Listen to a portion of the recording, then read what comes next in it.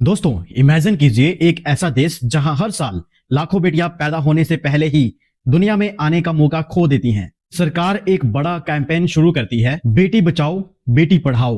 TV ads, newspaper, social media, schools, हर जगह एक ही मैसेज, बेटी बचाओ बेटी पढ़ाओ। लेकिन आज सवाल ये है, क्या इस कैंपेन ने सच में बेटियों की जिंदगी बदली या फिर ये सिर्फ एक अच्छा स्लोगन बनकर रह गया? क्या ग्राउंड रियलिटी में कुछ बदला या सिर्फ एडवर्टाइजमेंट और इवेंट्स हुए? आज की वीडियो में हम किसी पॉलिटिकल पार्टी का सपोर्ट या ऑपोजिशन नहीं करेंगे। हम सिर्फ फैक्ट्स, डेटा और रियलिटी को समझेंगे और वीडियो के एंड तक आपको खुद आंसर मिल जाएगा। बेटी बचाओ बेटी पढ़ाओ सक्सेस स्टोरी है या सिर्फ ब्रांडिंग? सबसे पहले एक इंपॉर्टेंट क्वेश्चन, अगर इंडिया में ये कैंपेन शुरू करवाना पड़ा तो इसके पीछे प्रॉब्लम क्या थी?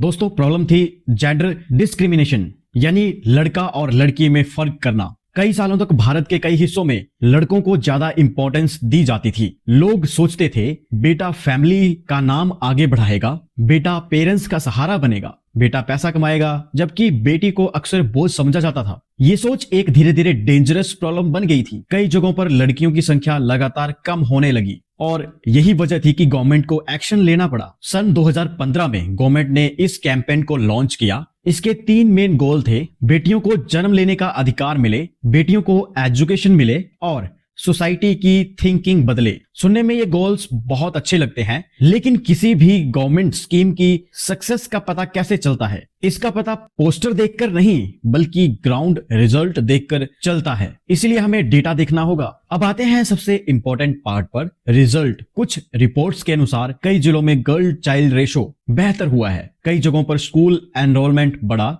लड़कियों की एजुकेशन में इंप्रूवमेंट देखने को मिला। लेकिन यहाँ पर एक बड़ा क्वेश्चन आता है, क्या ये इंप्रूवमेंट सिर्फ इसी कैंपेन की वजह से हुई या एजुकेशन, इंटरनेट और सोशल अवेयरनेस का भी रोल था? क्यों जब सोसाइटी बदलती है तो एक ही रीजन नहीं होता, कई फैक्टर मिलकर बदलाव लाते हैं। इसीलिए पूरी क्रेडिट देना भी मुश्किल है और पूरी फेलियर कहना भी गलत होगा। अब बात करते हैं सबसे इंटरेस्टिंग पार्ट की। कुछ रिपोर्ट्स में दावा किया गया है कि स्कीम का बड़ा हिस्सा अवेयरनेस कैंपेन्स पर खर्च हुआ है, यानी कि एडवर्टाइजमेंट, इवेंट्स, बैनर्स और मीडिया प्रमोशन। दोस्तों, अगर यही पैसा स्कूल, स्कॉलरशिप और सेफ्टी प्रोग्राम पर खर्च होता तो शायद ज्यादा इंपैक्ट होता। लेकिन सपोर्टर्स का आर्ग्यूमेंट अलग था। उनका कहना था प्रॉब्लम की जड़ सोसाइटी की थिंकिंग है और थिंकिंग बदलने के लिए अवेयरनेस जरूरी है। अब कौन सही है ये फैसला आप खुद कीजिए। अब सबसे बड़ा सवाल, क्या सिर्फ अवेयरनेस से बदलाव आता है? मान लीजिए कल से पूरे इंडिया में पोस्टर लग जाएं,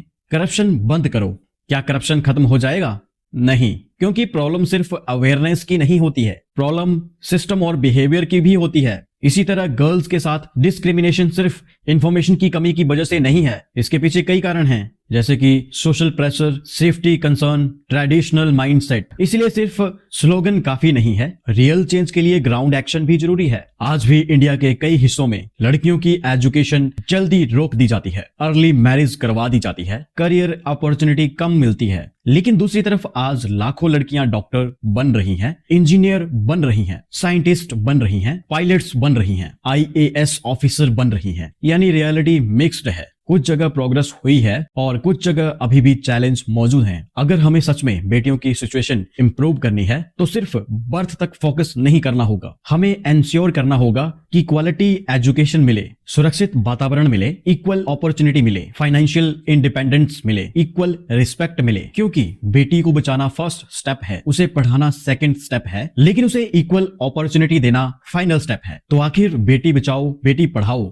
धोखा है या सच? अगर कोई कहे कि इसमें कुछ भी नहीं बदला तो वो पूरी सच्चाई नहीं है। अगर कोई कहे कि इसमें सारी प्रॉब्लम खत्म हो गई है तो वो भी सच नहीं है। रियलिटी कहीं बीच में है। इस कैंपेन ने एक इंपॉर्टेंट इशू को नेशनल डिस्क्लूजन बनाया, अवेयरनेस बढ़ाई, कुछ पॉजिटिव चेंज भी आए, लेकिन अभी भी बहुत काम बाकी है। क्योंकि किसी भी देश की असली प्रोग्रेस तब होती है जब वहां की बेटियां सिर्फ जन्म नहीं लेती बल्कि अपने सपनों को भी पूरा कर पाती हैं। और शायद सबसे बड़ा सवाल गवर्नमेंट से नहीं, हम सबसे है। क्या हम सच में बेटियों को बेटों के बराबर मानते हैं? अगर आंसर यस है तो बदलाव शुरू हो चुका है, अगर आंसर नो है तो अभी बहुत लंबा रास्ता बाकी है। अगर आपको ये वीडियो इंफॉर्मेटिव लगी हो तो लाइक करें, चैनल को सब्सक्राइब करें और कमेंट करके बताइए क्या आपको लगता है कि इंडिया में गर्ल्स की सिचुएशन पहले से बेटर हुई है। जय हिंद।